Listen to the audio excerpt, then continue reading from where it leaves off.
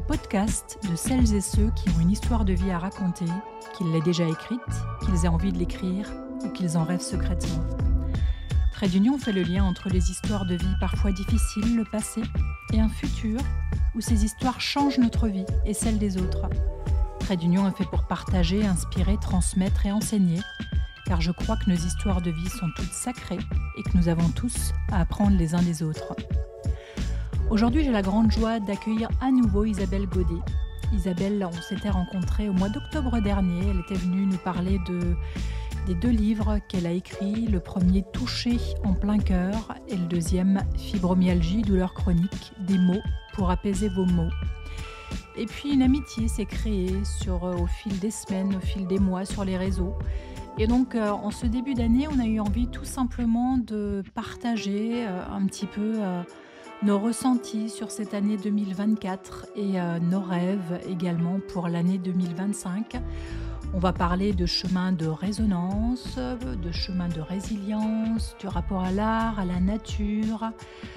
On va parler un peu de pourquoi reconnaître sa souffrance et la partager, c'est être humain. Et il y a aussi cette idée, pour elle comme pour moi, que la vie commence à 50 ans et que c'est à nous de la dessiner. J'ai la grande joie d'accueillir Isabelle. On va parler, échanger l'une et l'autre. Belle écoute à toutes et à tous.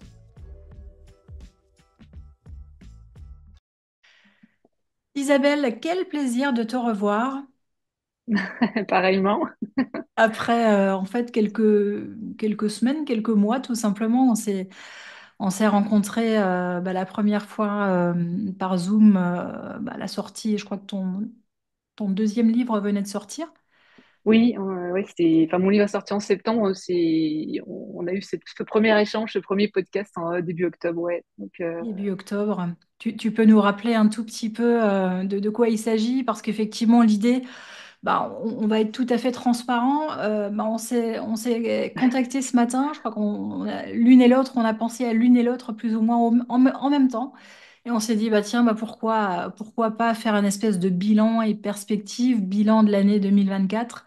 Moi, c'est quelque chose que je tapais il y a quelques années quand je bossais en psy. On faisait tous les ans en fin d'année un rapport, bilan et perspective. Et on s'est dit, tiens, pourquoi pas échanger et puis partager également ce bilan parce que je crois qu'on est toutes les deux également en chemin sur ce chemin de résilience par rapport à du trauma qui nous a habité une bonne partie de notre vie. Et donc l'idée, c'est de pouvoir tout simplement aujourd'hui aussi voir un petit peu où on en est et puis voir quelles sont comme ça les ouvertures. Je crois qu'il y en a eu de belles aussi de ton côté. Et puis on parlera des miennes aussi. L'idée, c'est que ce soit vraiment cool et puis un échange tout simplement en toute simplicité. ok, ouais, et c'est vrai que l'année 2024 a été waouh. Euh, Par où commencer? J'ai arrêté de travailler en fait au mois d'avril 2024 et puis parce que j'ai des soucis de santé et du coup je me suis dit tu vas pas rester comme ça, et il faut que tu te lances un petit défi. Et j'avais beaucoup de textes, beaucoup d'illustrations là qui traînaient et par les réseaux, beaucoup d'échos de personnes qui me disaient bah allez, lance-toi, essaie d'auto-éditer ton livre et de partager à plus grand nombre. Donc ça a été le moment, et puis j'ai mobilisé toute l'énergie possible et j'ai sorti donc un livre au mois de juin, le premier sur l'hypersensibilité, donc un sujet qui me touche personnellement et que j'ai voulu partager. Et puis, ça s'est super bien passé. Bon accueil du bouquin, que des retours positifs, beaucoup d'échanges, beaucoup de création de liens, des moments très forts, euh, beaucoup d'émotions. Et puis après, c'est un enchaînement de choses. On se prend au jeu. Donc, j'avais depuis 2021, donc suite à la maladie, la fibromyalgie, hein, donc qui m'accompagne au quotidien, j'avais donc comme seul remède pour m'en sortir d'aller me balader en forêt et puis d'écrire en fait, hein, donc d'écrire des textes plutôt poétiques, plutôt plus noirs au départ et qui progressivement sont devenus plus légers. Donc j'ai tout regroupé dans un deuxième livre qui est sorti donc au mois de septembre, donc fibromyalgie, douleur chronique, des mots pour apaiser vos maux. Donc l'idée, c'était vraiment de faire du bien autour de moi en partageant mes écrits et puis mes photos de balade vosgienne, en fait. Voilà, donc deux bouquins. Et puis pour terminer cette année 2024, juste un troisième qui n'est pas vraiment un livre, j'appelle ça, c'est un carnet, un petit carnet des émotions que j'ai voulu auto-éditer également. Parce que en fait, pendant mon cheminement de cette année, ce qui a été le plus compliqué pour moi finalement, c'était d'arriver à nommer mes émotions dans tout ce que je vivais. Je me suis rendu compte que j'étais quelqu'un d'hypersensible. Bon, ça, je le savais depuis quelques années, mais toujours cette difficulté à nommer, voilà, mes propres émotions. Et en fait, bah, j'ai commencé à essayer de les questionner, ces émotions que j'avais du mal à nommer, à essayer de les dessiner, de les peindre, etc. Donc par toutes sortes de supports. Et puis après, j'ai commencé à écrire sur mes émotions. Je ressentais de la colère, bah voilà, je parlais à mon émotion. Qu'est-ce que tu ressens là? Ok, qu'est-ce que ça te fait? À quoi ça te renvoie, etc. Donc ça faisait des petits textes, enfin des choses où j'écrivais. Et ça me faisait du bien. Et je faisais ça de jour en jour. Et je me suis dit, bah là, sur cette fin d'année, pourquoi pas partager finalement cette petite idée qui est tout simplement de nommer ces émotions-là, de les mettre sur le papier pour les libérer, pour leur permettre de s'exprimer. Et donc, j'ai appelé ça carnet des émotions et c'est 21 jours pour se libérer de ces émotions avec Zazouille, donc la même petite héroïne que le premier livre, quoi, en fait. On Voilà, voit, donc trois on voit bouquins, derrière toi. Mm. voilà, Désolée. hein, donc trois bouquins qui ont vu le jour et puis qui m'ont permis de mettre de côté un peu mes symptômes. Voilà, quand on est douloureux chronique, le fait d'occuper son esprit, de donner du sens à des choses simples et puis de les partager tout autour, bah, c'est vraiment quelque chose de positif et qui fait du bien. Voilà. Ok. Donc, Quand tu me parles de ça, tu vois, j'ai du mal à nommer les émotions. Ça me fait penser à aujourd'hui, il y a pléthore en fait de petits bouquins qui sortent pour les gamins, hein, pour les oui. enfants. Et je crois qu'il y a vraiment, en tout cas, quelque chose qui est fait aujourd'hui. Parce que bah, effectivement, il y a 20 ans, il y a 30 ans, il y a 40 ans, Mm. c'est quelque chose dont on parlait pas et qui était tout simplement pas connu. Donc, je trouve que c'est pas mal quand même de voir comment, bon, j'ai pas mal d'enfants, enfin de petits-enfants au sein de ma famille. J'ai mes neveux, nièces qui sont en âge de comprendre ce genre de choses et je sais qu'il y a voilà, c'est un sujet en tout cas aujourd'hui qui est abordé. Donc, je trouve quand même voilà, que c'est pas mal de voir à quel point les choses évoluent, même si bien évidemment, voilà, ça va jamais assez loin. Mais bon, on est dans une espèce de dynamique d'essayer de comprendre, d'essayer de voir aussi, parce qu'on parle de nommer les émotions, mais souvent il y a une première émotion, et puis c'est d'aller voir aussi ce qu'il y a derrière, hein, bien évidemment. Bah écoute, merci pour ce partage. L'idée, c'était bah, justement aussi, en ce début d'année, un petit peu de célébrer. Je crois que c'est important aussi parfois de faire un stop et puis de se dire, bon, bah voilà ce que j'ai accompli malgré, ou j'ai envie de dire aussi parfois peut-être grâce à la maladie, même si parfois c'est difficile à entendre, mais c'est aussi cette idée de se dire que parfois, bah, c'est ce qui nous permet aussi de nous dépasser. Comment t'entends ça, toi? Alors, pour moi, c'est pas difficile à entendre Mm. aujourd'hui. Justement, je vois vraiment ça comme ça aussi. C'est qu'en fait, cette maladie-là qui m'est tombée dessus de façon complètement imprévue fait que j'ai mis en place plein de choses dans ma vie. Et j'ai commencé un chemin d'introspection. Enfin voilà, j'ai fait j'ai commencé à faire plein de choses. J'ai pris une route que je n'aurais peut-être jamais prise si j'avais continué à fonctionner de la même façon. En tout cas, je me serais pris un mur. De toute façon, c'était vraiment voilà, inévitable. Mais en tout cas, oui, la maladie m'a permis déjà de me recentrer sur moi, hein, sur qui je suis, de vraiment aller chercher au fond de moi des choses complètement enfouies et puis de m'ouvrir sur le monde, mais d'une façon complètement différente, sans avoir finalement ce don du sacrifice aussi, de vouloir toujours rendre service à l'autre d'abord. Et aujourd'hui, j'ai appris à me rendre service à moi-même et à me respecter pour ça et euh, voilà, et à m'aimer tout simplement. Voilà, j'ai appris vraiment cette année, c'était une année charnière pour vraiment comprendre ce que c'était que l'amour de soi, parce que c'est des mots qu'on entend de plus en plus. Il faut s'aimer soi, il faut se respecter, il faut respecter son corps, etc. Et quand on a une maladie comme la fibromyalgie, où le corps il est impacté en permanence, où la douleur elle fait partie du quotidien, on n'a pas d'autre choix finalement euh, que d'un moment donné écouter ce qui se passe, que ce soit vraiment dans le corps, que ce soit aussi dans la psyché, parce que et dans les émotions, dans l'émotionnel, dans tout ce qu'on a entassé, je dirais, pendant des décennies, hein, pour ma part. On parlait de oui de trauma tout à l'heure. Forcément, ça renvoie à notre enfance, ça renvoie à plein de choses. Et ben en fait, j'ai eu l'impression de commencer en cette année 2024, moi, à remettre en tout cas un peu d'ordre.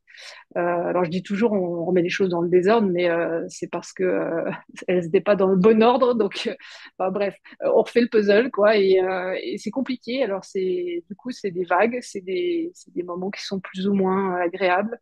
Mais quand on arrête de résister contre tout ça et qu'on commence je dirais, à accueillir en fait toutes ces parties de nous qu'on a abandonnées, en fait, ben on se rend compte que qu'il y a plein de portes qui s'ouvrent, que enfin, la vie devient plus légère. Et après, je sais pas, c'est comme si la lumière était différente. On met une autre ampoule et elle est un peu plus puissante peut-être. Voilà, en tout cas, il y a un truc qui se passe et la maladie a été le déclencheur en fait de tout ça, quoi. Donc, en tout cas, a permis d'ouvrir les yeux, d'ouvrir ouais, le cœur. Et d'apprendre beaucoup, quoi. J'apprends beaucoup tous les jours de la maladie, de ce que ça me renvoie, ouais. Mm. Donc toi, tu as vraiment un rapport, bon, je le vois sur les réseaux, sur tout ce que tu partages, un rapport particulier avec l'art en général. Hein, tu es vraiment une créative. Je voyais encore récemment, toi, tu transformes des livres, enfin tu sculptes des vieux livres, etc. Qu'est-ce que ça t'apporte et quel rapport au quotidien tu as à l'art? Est-ce que c'est un besoin vraiment de créer? Est-ce que c'est quelque chose qui était là depuis longtemps? Est-ce que moi je sais que bon, moi je parle beaucoup d'écriture et moi mon canal, c'est plus l'écriture. Après, moi, j'ai de plus en plus aussi ce besoin de nature, un petit peu comme toi, vraiment de me balader, puis d'avoir, qui était un peu en sourdine ces derniers temps. Et puis, l'année 2023, ça a été l'année d'écriture. Donc, j'étais vraiment dans une bulle où tout est venu un peu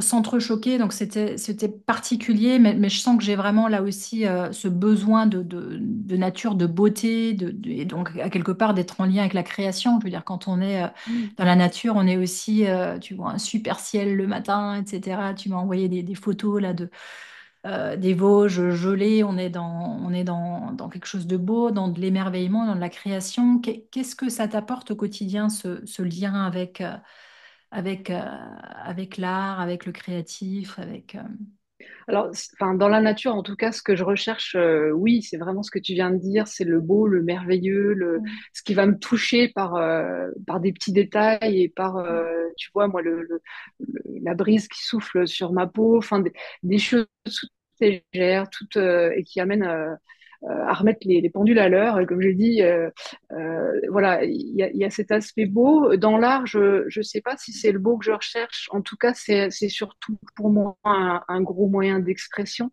C'est le moyen que j'ai trouvé pour vraiment exprimer tout ce qui est dedans.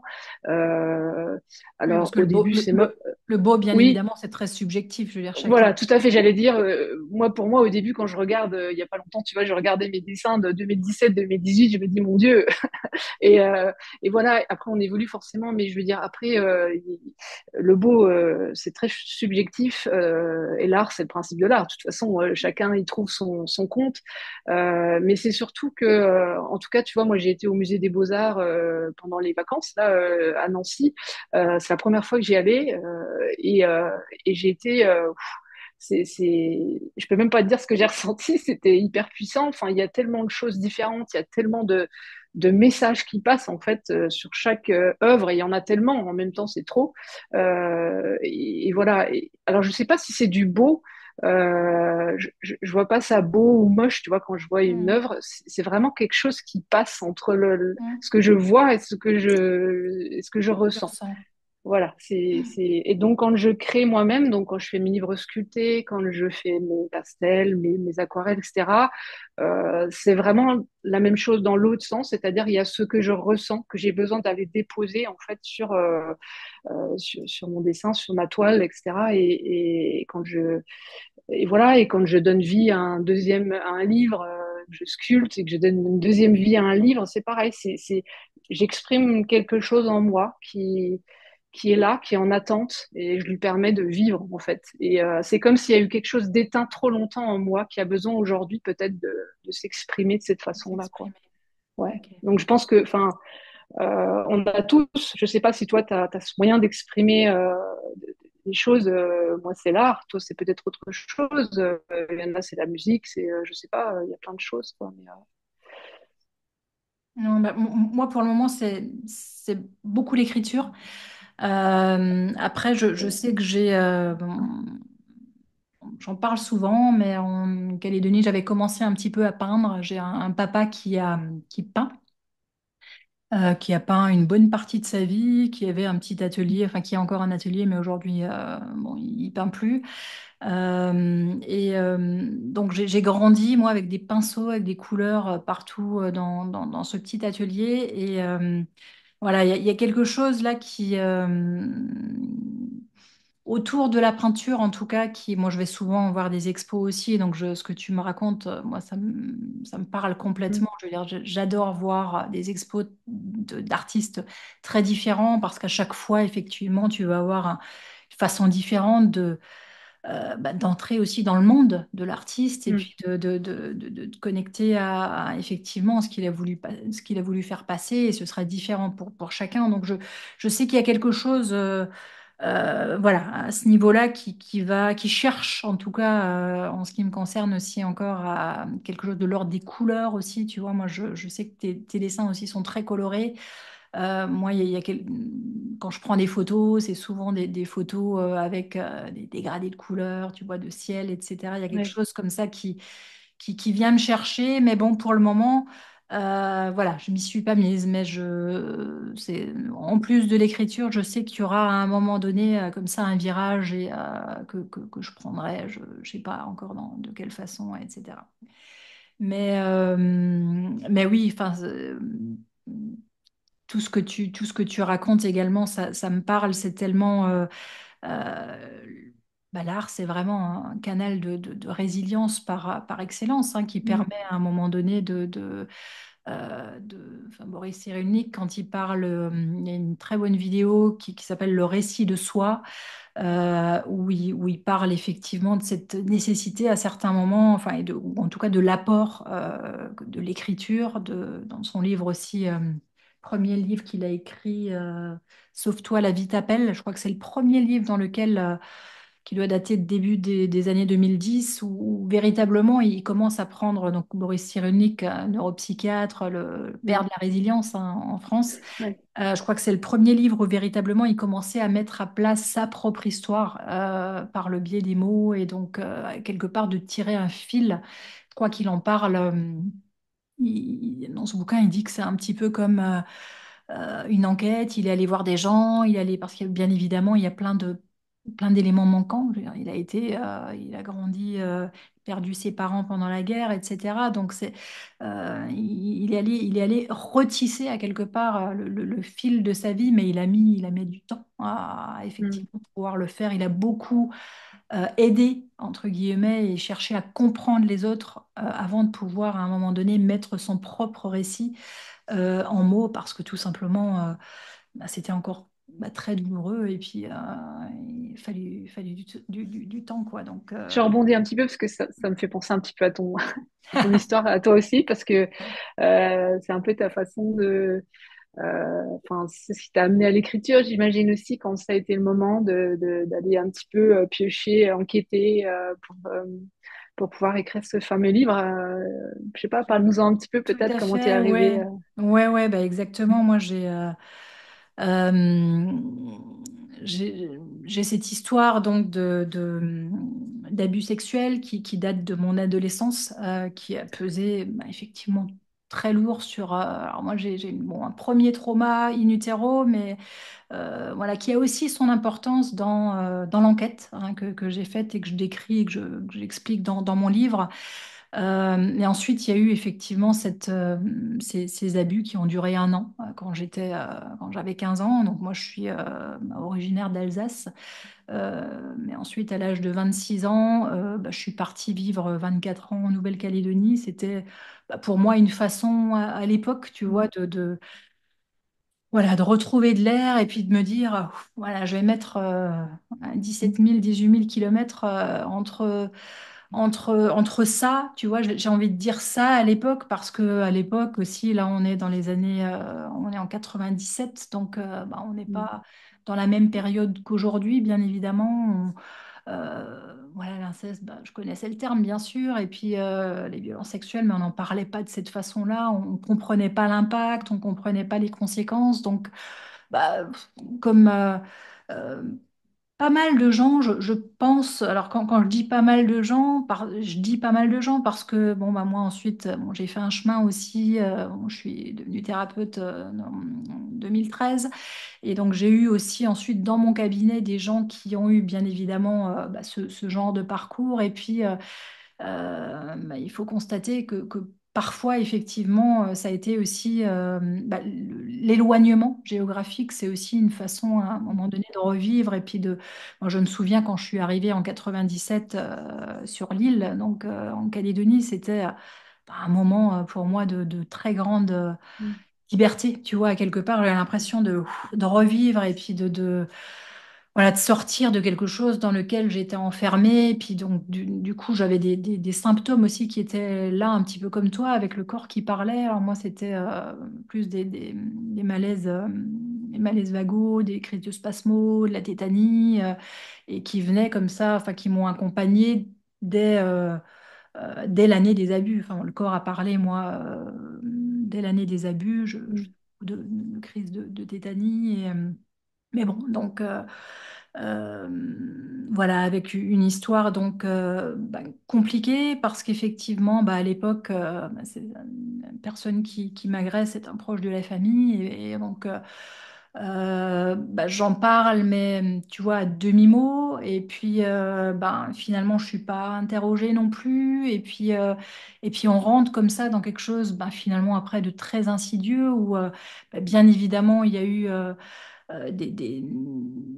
des choses qui pouvaient pas ne pas être vues, ne Mm. pas être entendues, mais là aussi on comprend bien des années plus tard ce que Mm. c'est aussi ce que ça veut dire à un moment donné parler, puis être entendu, ce que ça entraîne hein, en termes dans la famille, etc. Donc ça a été tout un travail d'enquête effectivement. Donc quand je reviens en fait en Alsace en 2021. Euh, donc je suis heureuse du coup de fermer cette page calédonienne parce que ça faisait quelques années par contre que voilà, il y avait à quelque part cette envie de revenir en Alsace et puis de revenir. Je pense que inconsciemment, tu vois, je pense que notre inconscient, il est toujours aussi assez malin et puis assez doué pour savoir un petit peu où nous mener. Je pense qu'à quelque part, moi, j'avais compris que j'avais besoin de repasser en tout cas par cette terre à quelque part et pour venir voilà, encore libérer dans des couches bien plus profondes et que j'avais pas voulu voir, même si j'avais fait aussi de nombreuses thérapies et puis euh, j'avais fait comme toi. Je crois que tu as fait de l'EMDR également. Et, Mm. enfin, moi, j'ai découvert ça plutôt tardivement, mais il y avait d'autres outils qui étaient là aussi, etc. Et voilà, donc moi, ça a été tout doucement, 2021, bon, ça a été la réinstallation. J'arrive dans un contexte un peu particulier avec, je suis toute seule avec mon fils, mon mari nous rejoint qu'un an après, donc la première année un petit peu compliquée. Et puis ensuite, il y a eu, voilà, comme ça, vraiment quelque chose à chaque fois que je revenais aussi dans Contexte chez moi. familial, oui. Voilà, dans le contexte familial, il y a quelque chose comme ça qui remontait. Et ensuite, il y a eu un élément déclencheur aussi. Ça a été l'annonce enfin, j'ai appris la mort de quelqu'un avec qui j'ai travaillé quand j'avais la vingtaine, voilà, avant de partir en Calédonie. Quelqu'un que j'appréciais beaucoup et qui, à l'époque, on avait parlé de nos histoires, tu vois, d'abus à demi-mot. Et puis on s'était reconnus, tu vois. Souvent, il y a Mm. aussi, une formation encore récemment, voilà, j'ai tout de suite accroché avec quelqu'un et puis cette personne aussi avec moi. Et puis c'est comme si à quelque part, il y avait cette reconnaissance au-delà même de vraiment dans le regard, dans la façon d'être, et donc avec cette personne-là que j'avais rencontrée là. Quand je bossais en psy, bah, il y avait cette relation là, on se voyait, on s'est perdu de vue pendant certaines années, mais quand on se revoyait, il y avait ce lien qui était vraiment là. Et, euh, et en fait, l'annonce de sa mort rapide, et ça a eu un espèce d'électrochoc, tu vois, une espèce de colère que j'ai Mm. réussi finalement à vraiment contacter avec un sentiment d'injustice et puis un espèce de putain, il y en a marre, tu vois. Mm. À un moment donné, on Ça pose suffit, des quoi. mots. Ça suffit. Mm. Ça suffit, Ouais, tu vois. À un moment donné, on pose des mots. Moi, de mon côté aussi, à mon retour là en métropole, j'avais fait aussi des workshops avec des spécialistes du trauma, comme Peter Levine, qui est un spécialiste du trauma américain, quelqu'un d'autre, un Canadien, un médecin américain qui s'appelle Gabor Maté. Alors lui, il est beaucoup dans le trauma, mais aussi dans les liens entre les addictions, trauma, etc. Donc j'ai beaucoup étudié, j'ai beaucoup lu, j'ai fait des workshops, des ateliers aussi. Et donc il y a vraiment à un moment donné, j'ai compris, j'ai Mm. commencé à comprendre aussi à quel point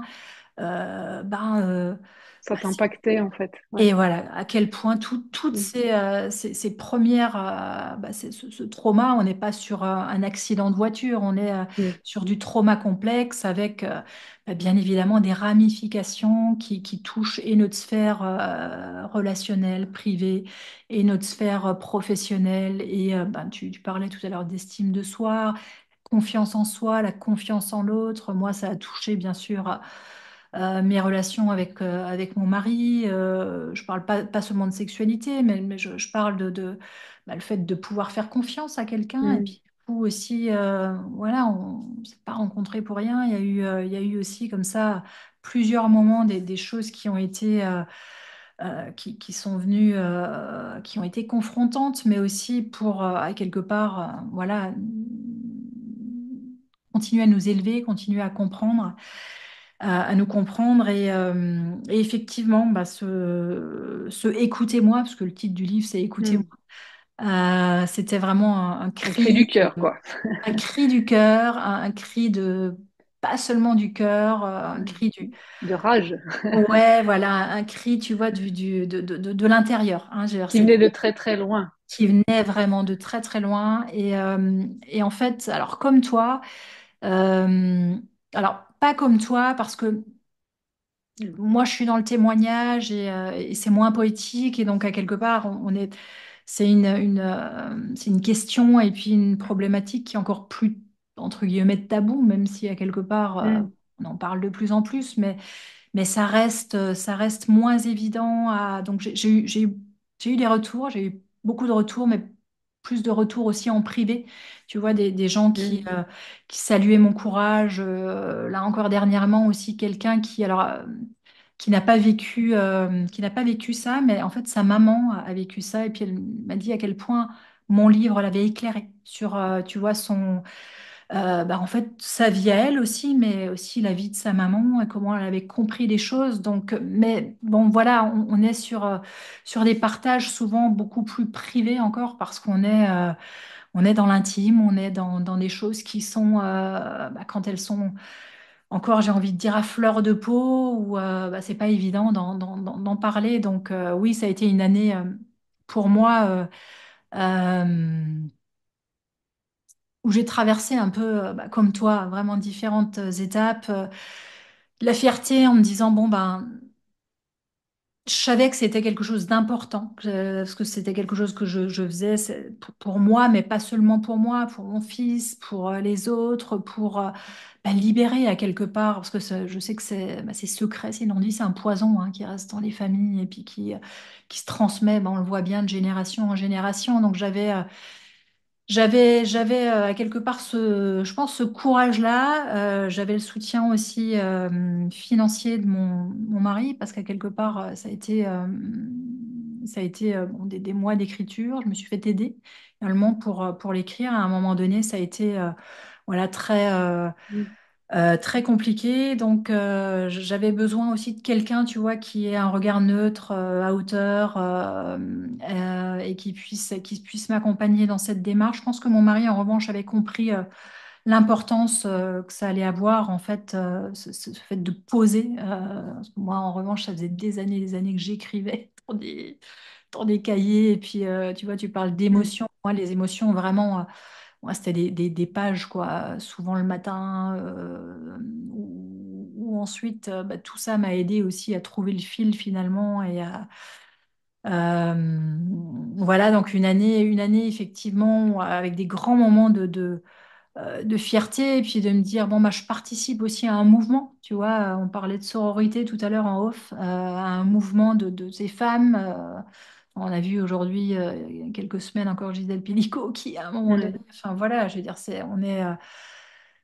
voilà, encore quelques années, c'était juste pas possible. Donc il y a quelque chose qui est en train voilà, de s'ouvrir aussi au plan, bah, au niveau des femmes, au niveau bah, du patriarcat, hein, quelque Mm. part, on est là aussi, il y a des choses qui commencent à être comprises, pas encore par tout le monde aussi. Je crois que c'est aussi, euh, voilà, il y a encore beaucoup de méfiance et puis et puis je pense que c'est important aussi de nuancer à chaque fois les choses. L'important, c'est de rester, enfin, Mm. moi aussi, de rester dans quelque chose euh, euh, tu vois, les gens qui me font des retours, souvent me disent, bah, les choses, elles sont dites, mais on n'est pas dans de la confrontation et dans du pathos pur et dur, parce qu'à quelque part, c'était pas, j'avais envie de poser vraiment les mots justes aussi, et puis de laisser parler ces différentes parties de moi, l'adulte, l'enfant, parce que bah, tout simplement, elles étaient encore là. Toi, tu parlais de ces différentes parties aussi. Je crois que c'est Mm. important parfois. Et voilà, ensuite, bon, ben, après, une fois que le livre est sorti, bah, il fait son chemin, il fait sa vie. Là, effectivement, je vais avoir 3 salons du livre auxquels je vais participer là en 2025. Donc, bon, ça va être encore une autre façon aussi d'aller à la rencontre des lecteurs. Euh, Est-ce que tu ressens aussi, enfin moi je le ressens un petit peu par rapport à la fibrose, qui n'est pas du tout le même sujet, mais ce sentiment de reconnaissance, de comment dire, d'accomplissement aussi, du fait de dire sa souffrance quelque part, de la montrer au monde. Euh, Bah, je crois que c'est être exactement, je crois que c'est être très humain en fait, le fait de pouvoir à un moment donné parler de, pardon, parler bah, vraiment de ce qui nous habite, et de pas le taire. Je crois qu'on a souvent, les hommes encore plus, mais on nous apprend depuis tout petit, suivant aussi l'environnement dans lequel tu as grandi, à être fort, à effectivement mm, montrer ta souffrance. Moi, j'ai été très là-dedans aussi pendant des années, mais comme tu le disais tout à l'heure, à un moment donné, c'est clair que ça aurait craqué de toute façon. Moi, je, mm, je vois bien, je pense que... euh, et je suis pas la seule à penser ça. Je voyais l'autre jour une interview aussi de Charles Pépin, que j'aime beaucoup, là, ce philosophe qui a écrit un mm, bouquin qui s'appelle Vivre avec son passé. Et puis je sais plus, mais il dit aussi que c'est vraiment très rare, tu vois, ces femmes qui ont été violées, qui ont été abusées et qui n'ont pas à un moment donné un rebond. Alors, bien sûr, elles ont pu se construire en super Wonder Woman. Parfois, il y a des, mm, des- des parcours comme ça de femmes qui sont allées vraiment au charbon et puis qui ont masqué toute cette partie-là. Mais la plupart du temps, à un moment donné, il y a ce truc-là qui remonte parce que on s'est construit autour de ça quand même. Donc, je crois que c'est une grande puissance et une grande chance de pouvoir naviguer entre les émotions positives et les négatives. J'ai Brené Brown aussi que j'aime beaucoup qui a fait un Oui. TEDx qui s'appelle Le Mm. pouvoir de la vulnérabilité. Mais Mm. oui, rencontrons-nous à partir se rencontrer, tu vois, à partir de cette vulnérabilité, à partir de ce truc où à un moment donné, on se dit, bon, bah allez, je sais plus avec qui je parlais de ça l'autre jour, ouais, avec une amie aussi, on parlait de ça. Bon, je dépose les armes, quoi, tu vois, je Mm. lâche, je dépose les armes et bah, on se rencontre à partir de notre vérité, à partir de quelque chose qui voilà. Et dans les affaires et dans les histoires d'abus et où il y a de l'omerta familiale, où il y a des choses, des mots qui n'ont pas pu être dits, qui n'ont pas pu être partagés parce que à un moment donné aussi, et là toutes les histoires sont singulières hein, et Mm. sont différentes, mais bah, tu vois, quand je suis passée aussi dans l'émission d'Europe 1 là, avec Valérie Darmon en off, à la fin, on a parlé d'un truc important. Enfin, elle m'a dit oui, effectivement, c'est vachement important ce que vous me dites. Je veux dire, je pense que dans les petits villages, c'est encore bien différent et bien plus difficile parce que souvent, ben, quand tu vas commencer, quand tu veux parler, et ben, Mm. bah, tout le monde connaît connaît de près ou de loin l'agresseur et bien évidemment qui a lui aussi bah, différents visages. Mm. Donc je pense que c'est encore différent et c'est encore probablement un espèce de MeToo qui est peut-être pas encore, tu vois, on est encore dans quelque chose, dans une ville, tu es dans l'anonymat, c'est encore peut-être différent. Enfin, je pense que c'est encore différent. Les ramifications sont pas les mêmes. Mm. Et, euh, et c'est encore, et pourtant, je veux dire, là aussi, je veux dire, bah, on connaît les chiffres, hein, je veux dire, c'est un enfant sur cinq, et encore, on sait aujourd'hui que c'est la plupart du temps minimisé. Donc, il faut absolument, voilà, pouvoir faire j'ai envie de dire de la pédagogie autour de ça. Moi, c'était aussi le but de mon livre, de savoir ce que c'est, ce que ça engendre, quelle thérapie souvent on va être amené à faire, tout le parcours, entre guillemets, du combattant que c'est pour les personnes qui ont été victimes de ces abus-là. Donc il y avait autant voilà, une volonté d'informer, une volonté voilà, de retrouver mon enfant à moi et puis aussi d'ouvrir, voilà, continuer à ouvrir aussi vers quelque chose voilà, de plus grand. Alors ça, c'est une autre dimension de mon bouquin qui bah, se termine là-dessus aussi, parce qu'en parallèle, j'ai aussi fait tout ce chemin, on va dire, spirituel avec, je sais que c'est un mot voilà, qui est souvent connoté, ce mot de pardon, mais euh, voilà, j'ai pas encore trouvé autre chose, donc je l'utilise encore aujourd'hui. Je crois que c'est un pardon de toute façon envers soi, c'est un pardon envers les autres, c'est quelque chose euh, enfin voilà, qui moi continue à m'habiter et puis continue à vraiment faire sens aussi dans mon propre parcours, tu vois. Mm. Ouais. Alors, moi, c'est vrai que je peux pas me cacher, hein, j'ai lu ton bouquin. Mhm. Ça a été pour moi euh, compliqué d'y aller parce que voilà, par rapport à ce que moi-même j'ai vécu. Mais j'ai souhaité y aller parce que je pense qu'on est tous en quête de compréhension. Euh, on- et, euh, et voilà, et je regrette pas de voilà, tu sais un petit peu ce qui en ressort. Ton livre est très puissant, loin de tout voyeurisme et de tout déballage. Voilà, on est vraiment dans des choses très très simples, des choses que tu as vécues, des choses qui t'ont, voilà, à des moments qui t'ont aidé à avancer, à grandir. On est sur vraiment sur une compréhension de tout ce truc pourri là qui fait qu'à un moment donné, on a été obligé de se suradapter, de trouver en fait en soi une force assez incroyable. Et en tout cas, moi, je trouve ça chouette. Alors que des personnes comme toi réussissent en tout cas à écrire ça, à l'éditer, à le partager. Euh, Parce que effectivement, déjà, il y a ce sentiment de ne pas être seul quand on lit ce bouquin. Il y a ce sentiment de reconnaissance, de sororité, Mm. de se sentir vraiment, euh, comment dire, reconnu dans ce truc-là qui nous est arrivé et pour lequel on n'y est rien, on n'y est pour rien finalement. Et du coup, voilà, donc je voulais juste te dire ça. Et puis je reviens sur un petit truc, c'est qu'en fait, voilà, on parle des abus sexuels, on parle de la fibromyalgie. Il y a il y a un pourcentage très élevé, je crois que c'est 80% des personnes fibromyalgiques qui ont vécu des abus sexuels.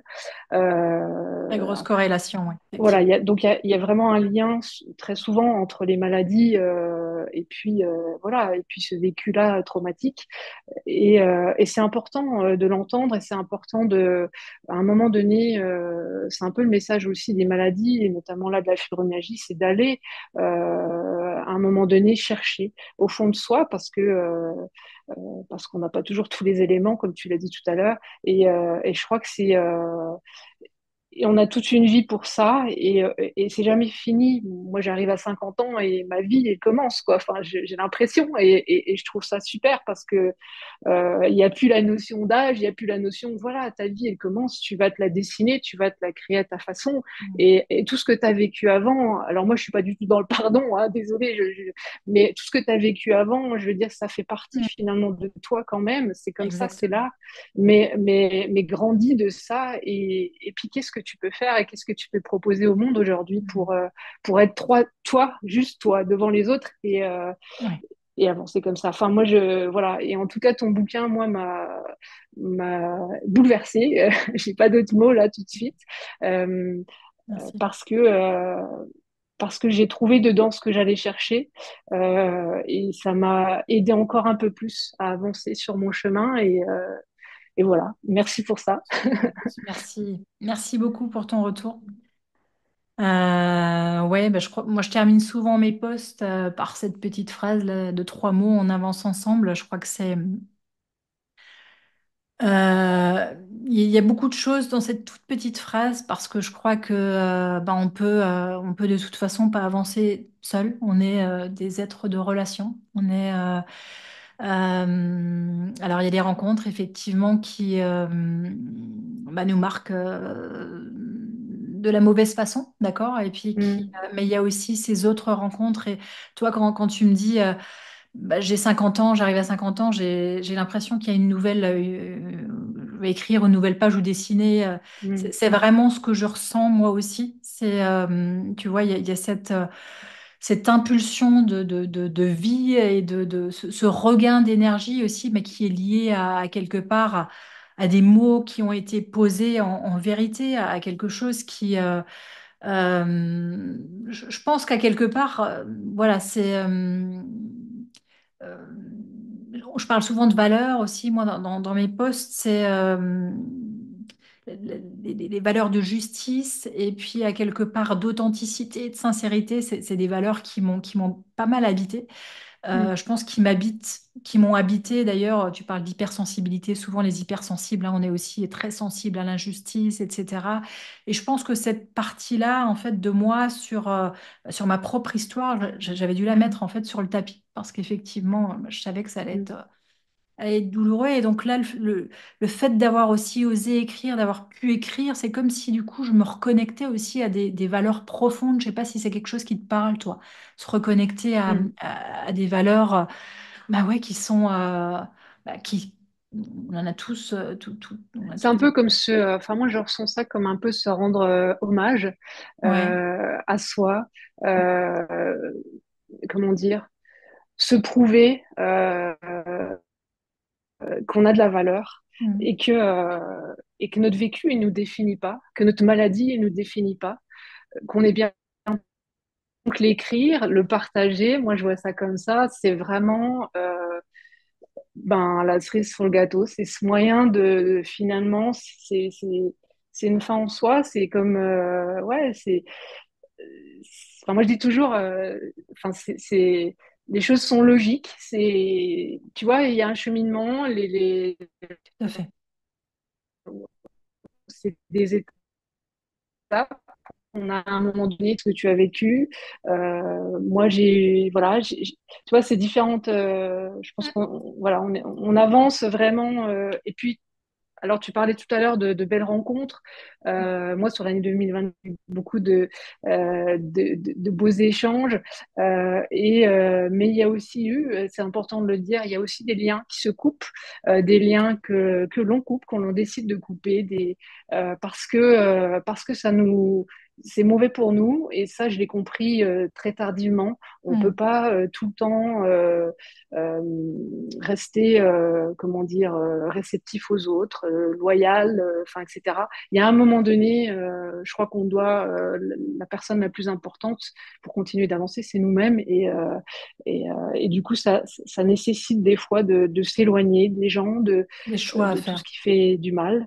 Mm. Et pour ça, ouais, des vrais choix et des choix pour soi. Et c'est compliqué quand t'as pas fait ça trop souvent dans ta vie. C'est un vrai exercice, c'est un vrai job. Mais derrière, c'est une vraie libération, quoi. Mm. Enfin, moi, en tout cas, 2024, ça a été ça. Moi, je dis que c'est mon année de libération. Je le ressens comme ça. Et c'est chouette de pouvoir partager ça parce que, tu vois, même moi, je discute avec beaucoup de gens qui sont malades comme moi, qui ont la Mm. même maladie et qui vivent dans des situations, si tu veux, où ils sont familiales, enfin, même avec des fois des collègues, avec des amis, et qui s'obligent en fait à vivre, qu'ils n'ont pas à vivre, voilà, et parce que ça se fait pas de dire non, parce que ça se fait pas de fixer sa limite, ben si, quoi. Et tout ça, on l'apprend au fur et à Sont dans mesure quelque chose dans quelque chose de de tout ça, quoi. Donc, sacrificiel. Mm. Qui sont dans quelque chose de c'est sacrificiel. ça, ouais, trop longtemps. Ouais. C'est, ouais. Mais je pense que enfin, c'est lié aussi, c'est lié peut-être aussi au trauma, hein, tout ça. Je pense que c'est ce don du sacrifice, ce besoin de toujours faire passer l'autre en premier, cette recherche, cette quête d'amour en fait qui vient de l'extérieur, de reconnaissance, tout ça, ça nous construit, mais finalement ça nous détruit aussi, et Mm. c'est fort dommage, quoi. Mm. Bon, bah écoute, en tout cas, donc 2024, année de la libération. Comment tu vois l'année 2025? Qu'est-ce qui, voilà, quand tu l'imagines là, qu'est-ce qui devient et quels sont les désirs, quels sont. Bah, disons que moi, je la vois complètement différemment parce que en 2024, donc, je me suis réconciliée avec ma petite fille du dedans, comme j'appelle, et maintenant, j'avance. J'ai l'impression d'être plus rassemblée, plus, tu vois, réconciliée avec moi-même. Il me manquait quelque chose en moi Mm. qui fait que, voilà. Donc, on avance toutes les deux, et je vois 2025 comme une sorte de renaissance, tu vois, il y a l'avant et puis il y a l'après. Donc, plein de petits défis que je me suis pas encore fixés, mais en tout cas que je me permets. Et puis, commencer à prendre davantage confiance en moi, d'estime, toi, tout ce qu'on disait tout à l'heure, c'est toutes ces choses-là qui vont se mettre en place. Un enchaînement parce que je crois que quand on commence à s'ouvrir à sa vulnérabilité, quand on l'offre au monde, il se passe plein de choses, quoi, et c'est chouette. Donc, ouais, je vois ça comme ça, 2025, quelque chose de plus léger, j'espère, euh, de plus léger. Et puis, au jour le jour. Alors après, moi, j'ai une maladie qui ne me laisse pas le choix. De toute façon, on vit au jour le jour, on vit même à la minute, hein, on ne sait pas ce qui va se passer. Mais Mais voilà quoi, donc juste se laisser porter encore plus et par contre euh, faire ces pas là en avant, y aller quand il faut y aller, non pas reculer. Et je crois que tu as été, Chose que t'as été pas mal accompagné aussi. Je crois que l'important, c'est important aussi de rappeler bah, le fait de ne pas hésiter à se faire accompagner en thérapie avec des gens qui sont Hmm. formés aussi à ce genre de trauma. Ouais, moi je le dis beaucoup, ouais, c'est Mm. même voilà au travers quelle que soit la maladie, enfin tout. Après moi bon effectivement moi j'ai un suivi par rapport à enfin, j'ai une psychologue qui est spécialiste dans le trauma, Mm. effectivement, je fais de l'EMDR, des choses comme ça, donc ça m'aide beaucoup. Mm. Après, il y a un moment donné, il faut consolider tout ça aussi, il faut se donner le temps voilà, d'assimiler tout ça. C'est beaucoup quand même, c'est des années et des années de choses, tu disais tout à l'heure, de choses qu'on a mis sous le tapis parce que notre mémoire, voilà, elle nous a protégés longtemps et que ben, quand ça revient, c'est compliqué. Donc, ben, il y a un moment donné, le suivi psy est indispensable, l'écoute de soi elle est indispensable. Et puis accepter ce qui vient, accepter aussi les vagues, accepter les jours où ça va pas du tout, accepter ses émotions qui débordent, accepter tout ça. Je pense que c'est vraiment. Alors moi, j'aime pas trop le mot résilience, mais Mm. ça fait partie en tout cas de ce chemin-là de résonance. Moi, j'appelle ça avec Mm. soi-même, Ouais, c'est bien. de vraiment, tu vois, vraiment, Mm. Oui, j'aime je vois ça bien. comme ça, ouais. En tout J'aime cas. bien l'idée de résonance. Ouais. Mm. Ouais, la résonance, on est aussi dans, ouais, dans les mots, tu vois, ouais, j'aime bien résilience, c'est peut-être plus, ouais, on est plus sur de la physique, alors que dans la résonance, on est dans quelque chose de plus subtil. J'aime bien l'idée de résonance où, ouais, ouais, tout à fait. Bah, pour moi, si tu veux, résilience, la notion de résilience, elle amène le pardon systématiquement. Enfin, pour moi, dans mon esprit en tout cas. D'accord. Et ça, c'est problématique aujourd'hui pour moi. Ouais. Et par contre, la résilience, elle amène la notion de coup de vraiment les c'est se laisser euh, J'entends. bercer par Ouais, cet j'entends. enfant là qui est dedans et qui a tellement de choses à nous raconter quoi. Donc moi j'en suis plus là ouais. La Mm. résonance, on est dans quelque chose de plus Alors, on a enveloppant et des petits puis, soucis de temps en temps. ah, alors, on a un petit souci. J'ai un petit souci. Je ne sais pas si tu m'entends bien, Isabelle, parce que moi, je Je sais t'entends pas de ce que je dois façon faire. assurée. En fait, mais je crois que c'est la T'es connexion. figé, je ne t'entends plus. Ah, toi non plus, d'accord. Alors, attends, on va regarder. Alors j'ai Bon, bah Isabelle, on a eu des petits soucis de connexion instable. Ça doit être soit les Vosges ou alors Strasbourg. Il y a de la neige, je crois, qui est prévue à nouveau dans les jours qui viennent. C'est un peu bizarre. On a eu de la neige il y a 2 jours. Aujourd'hui, on avait 10 ou je sais plus, 12 degrés.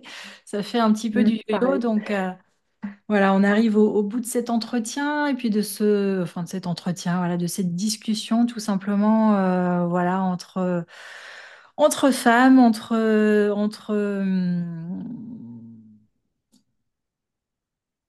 je sais pas, qu'est-ce que tu as envie de dire, toi? Qu'est-ce qui te vient? Ouais, entre femmes qui osent enfin dire ce qu'il y a à dire, s'exprimer, verbaliser, faire passer des messages. Et il y en a à dire beaucoup. Je crois que c'est un début de chemin.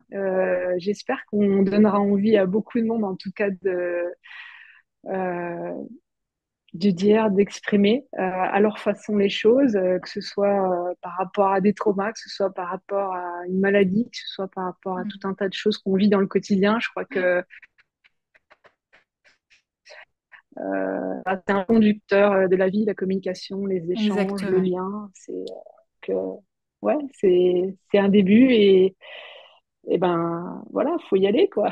Faut y aller. Je dis souvent la communication, ouais, c'est la base vraiment de beaucoup de choses. Alors on est tellement tellement souvent empêché, où on a peur, où on ne sait pas, on va pas trouver les mots. Je crois que le truc aussi, c'est à un moment donné, on parlait de cette vulnérabilité, c'est aussi de commencer à parler à partir de cette partie-là qui finalement, voilà, enfin du cœur, quoi, qui quelque part,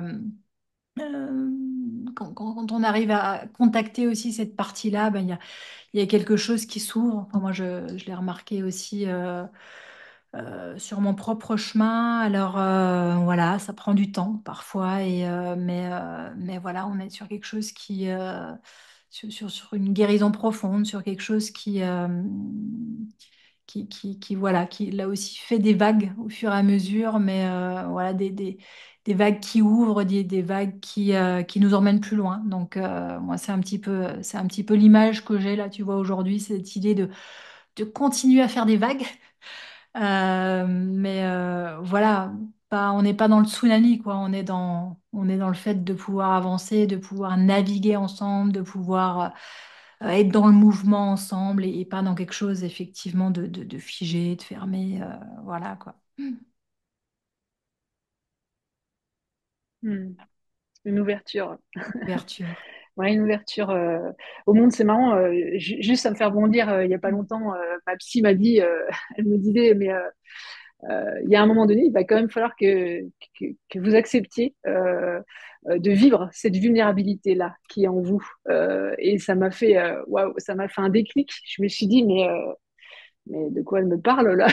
Enfin, tu vois, sur le moment, moi je suis tellement dans le contrôle depuis toujours, enfin, dans la gestion du quotidien, dans la gestion de tout. Enfin, et là, Mm. elle me parle de vulnérabilité. C'est Mm. son jour, en fait, pour être une force, cette vulnérabilité-là. Et ça a été une grande claque. Et aujourd'hui, je me rends compte, là, après tout ce temps, à quel point elle a raison et à quel point, finalement, voilà, cette partie de nous est hyper importante. Mm. À montrer aussi aux autres et pour qu'eux aussi ils essayent. Ouais, il faut être sensible, il faut être fragile, il faut être ouais, vulnérable aux yeux du monde et c'est beau, c'est juste beau quoi. C'est donc let's go, on y va quoi. C'est Go. faut y aller. C'est voilà, je voulais juste dire ça. Ah bah écoute, on termine là-dessus. Donc voilà, osons la vulnérabilité, osons la vérité de notre être, parce on est tout ça, on est à la fois fort Mm, et fragile. Et effectivement, je trouve que c'est tellement plus beau quand on arrive à entrer en relation à partir de ces deux espaces-là, bah, qui sont aussi deux parties de nous, mm, quoi. Isabelle, je te fais des complètement. gros bisous. Je te dis, bah, écoute, merci pour ce petit moment, bah, voilà, comme ça, complètement impromptu et juste, voilà, décidé comme ça le matin même pour l'après-midi. Et puis, bah, je te souhaite bah, super belle suite de chemin. Et puis, de toute façon, comme je le dis souvent, on avance ensemble. Donc, voilà. Et ben en tout cas, merci à toi et puis vraiment belle rencontre. Je pense qu'on a beaucoup de choses à partager encore et c'est que le début et je te remercie en tout cas. Et puis, ben, écoute, à bientôt. Merci. Merci à toi également. Merci Isabelle. Ciao.